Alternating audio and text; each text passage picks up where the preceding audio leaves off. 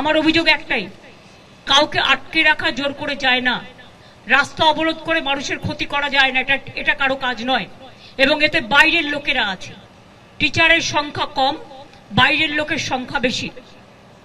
এই তো দেখছেন মেয়েরা বলছে প্রেগনেন্ট মাদার বাড়ি যেতে দিচ্ছে না, অফিসে কাজ করছে তাকে 14 ঘন্টা 18 ঘন্টা 20 ঘন্টা আটকে রেখে দেওয়া হয়েছে। একটি মেয়ে পরীক্ষা দিতে গেছে, পরীক্ষার্থী, সে বারবার বলেছে আমি বাড়ি যাব, আমার বাড়ির লোক চিন্তা করবে, তাকে নামতে দেওয়া হয়নি। নিজের চোখে একবার দেখে যান যে এখানে যারা আছেন প্রত্যেকেই যোগ্য শিক্ষক শিক্ষিকা ও শিক্ষাকর্মী। বাইরের যদি কেউ থেকে থাকে সেটা হচ্ছে তাদেরই পরিবারের লোক, তাছাড়া আপনারা বাইরের কাউকে পাবেন না।